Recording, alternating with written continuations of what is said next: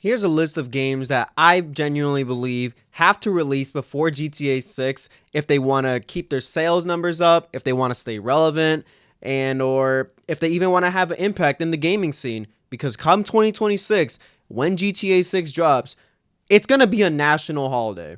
Everyone cannot stop talking about this game, including myself, and it is a game that is going to be hyped up for every reason possible. It is going to be the biggest piece of media to release in the past decade since GTA 5. And if you aren't aware, GTA 5 is still a top-selling game every single year, and that game released over 10 years ago.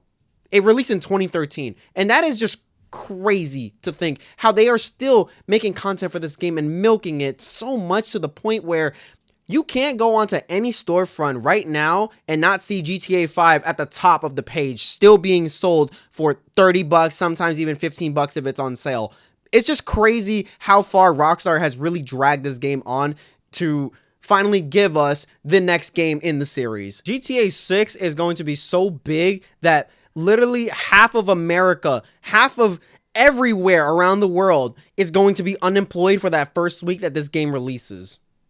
You will see a huge decrease in blue-collar workers, office job workers, fast food workers, everything. People will take off that entire first week to celebrate the launch of this game. Businesses will be struggling. Businesses will be slow that week. The only industry that I do believe will be a success and will hit huge profit margins and huge numbers and just make a shit ton of money that week is going to be DoorDash, Uber Eats, Grubhub, any of these food delivery services, because people are going to be so glued onto their TV screen playing this game that they don't want to cook. They're not going to want to cook. They're just going to want food delivered straight to their doorstep. So without further ado, I'm just going to stop glazing this game and let's get on with the list. First game on our list that I feel has to release before GTA 6 because this game has just been dragged through the shitter before even releasing. Okay, we haven't even gotten the official multiplayer yet for this, like, reveal for this game. It's Black Ops 7. Now, Call of Duty is having a horrible year. We are literally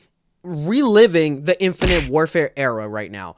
Call of Duty has hit a new low with Black Ops 6 struggling to pick players back up for their final season, and now Black Ops 7 being around the corner. Two back-to-back Treyarch games just doesn't sit well with people, and I'm one of those people as well because Treyarch has been one of the people to, release some of the best shooting games of all time. Black Ops 1, Black Ops 2, Black Ops 3. Hell, if you even want, I'd say even put Black Ops 4 on there, and I feel that was the last best Call of Duty that we got in most recent years before they switched to the new engine with Modern Warfare 2019. Now, this game is scheduled to release in October, and I think that is the best move. If they delay this game to work on it and try to postpone it till it getting closer to GTA 6, it's going to get shit on in every way, in every aspect possible. This game already has such low expectations, and Battlefield 6 is just going to take the dub this year. So, yeah, that's the first game on our list. Coming in at number 2, we have Forza Horizon 6. Now, this game is scheduled to release sometime next year. It was confirmed by the senior president of Xbox, and we recently just had a leak that I believe is about a couple weeks old at this point, but there was a Forza Horizon developer who goes around scanning the cars and stuff to make models of them for the game, who was spotted in Japan. So there's rumors saying that this game is going to take place in Japan, and Forza being such a huge series, I feel if they really want to maximize their profit and, leave a mark on the next racing game to, take over, because we don't know when the fuck we're getting another Need for Speed. I don't know if we are going to get another Need for Speed this year. I highly doubt it. So if this game releases after GTA 6, I feel like their numbers will plummet. Pre-order numbers will go to hell.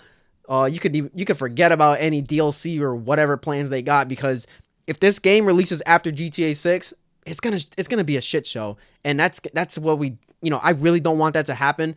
We need time for this game to sit with the players, and with Forza Horizon 5 recently coming out on PlayStation 5, it is still really popular. So PlayStation players are going to be eating good. I'm a huge advocate for racing games, if you guys can't tell already, hence why I'm putting this game on the list. And I would hate to see this game flop if it got delayed and it got pushed back, to release after GTA 6, because I personally won't have any interest playing it if it releases afterwards. Coming in at the number 3 spot, it's Resident Evil Requiem. Now, I feel like this game can release after GTA 6 and still be a massive hit, but I feel like for it to, like I mentioned before, get its maximum amount of effort and leave such a, big impact on the survival horror series for us, I feel like it needs to release before GTA 6, which is why we do have a release date before GTA 6. Capcom knows exactly what they're doing with this game, and they are taking this game to new levels.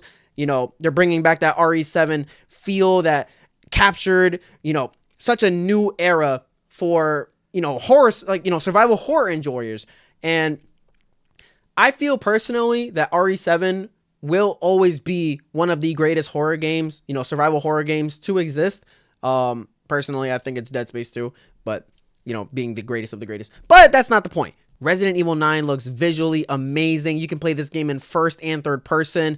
I honestly can't wait to experiment with this game. It is highly incentivized. It is highly recommended that you play your very first playthrough in first person, and then, for your second playthrough or whatever in New Game Plus, if they have a New Game Plus, to play it in third person. And I just love how they listen to the old, RE fans, the people who made the genre what it is today, and they're giving us something that we can really look forward to. This game will have more replayability because I love first person, and I love what they did with RE7 and RE8, keeping the game in first person. It just felt like a breath of fresh air.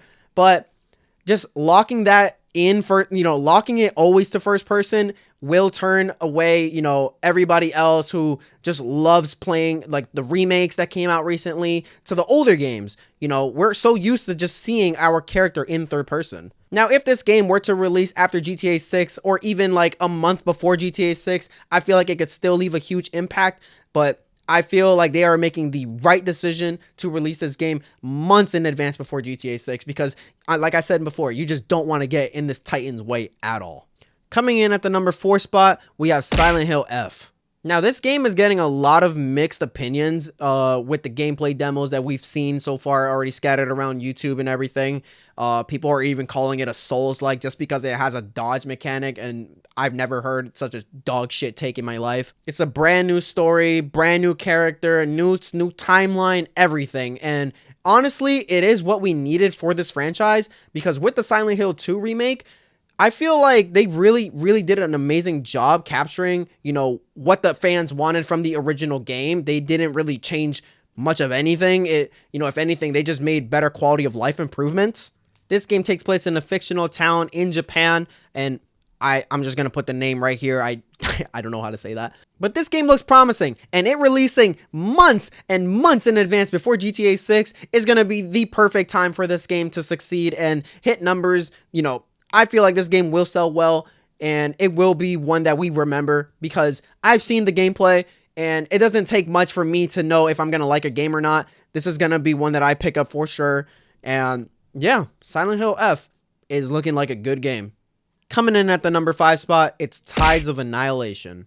Now, this is a hack and slash, which is developed by a studio which I've never personally heard of, but it does look promising. It looks like a mix of Stellar Blade mixed with Devil May Cry with the stylish combat, fast-paced action, in like really, really like quirky boss fights.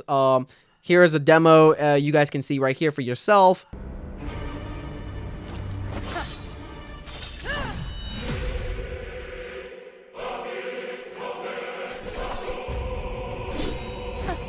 You're a right pain, aren't you? You'll soon pay the price. You're nothing.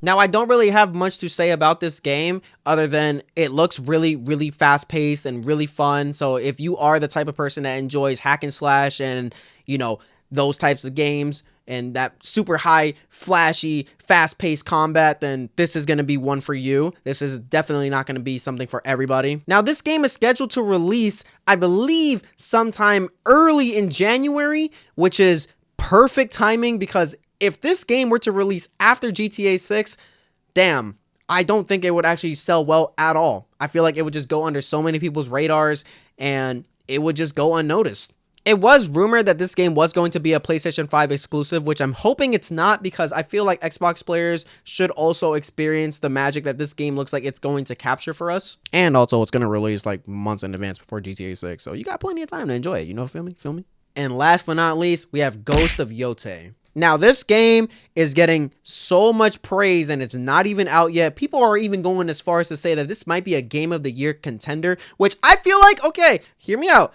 I feel like it has potential because I've seen what the game looks like. It looks visually stunning. It's the sequel to Ghost of Tsushima, which if you've never played, I feel like you are missing out. I put about 25 hours into that game. I didn't finish my first playthrough, so I do need to get back on that.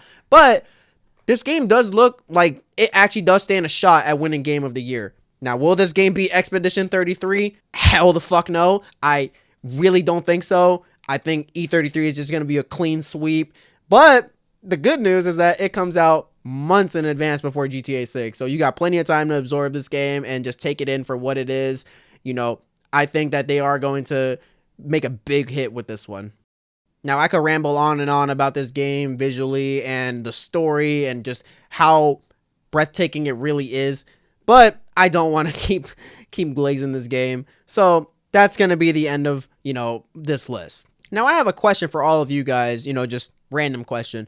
What do you guys think is going to be Game of the Year? What do you think is going to just take the clean sweep and just win Game of the Year? Because me, personally, I still think that Expedition 33 is going to do so. But we don't know yet because we just got Hollow Knight Silksong and now we're getting Ghost of Yotei. And I don't know, man. It's looking like a tight race and looks like we just got to see for ourselves. But what do you guys think is going to win Game of the Year? Let me know in the comments below and I'd love to have a discussion about it and, you know, hear your guys' take. But that's going to be the end of this video. Thank you guys so much for watching. If you guys liked the video, leave a like. And if you want to support the channel, subscribe. You know, it helps your boy out. Well, without further ado, I'm going to let you guys go. Have a wonderful day. Peace.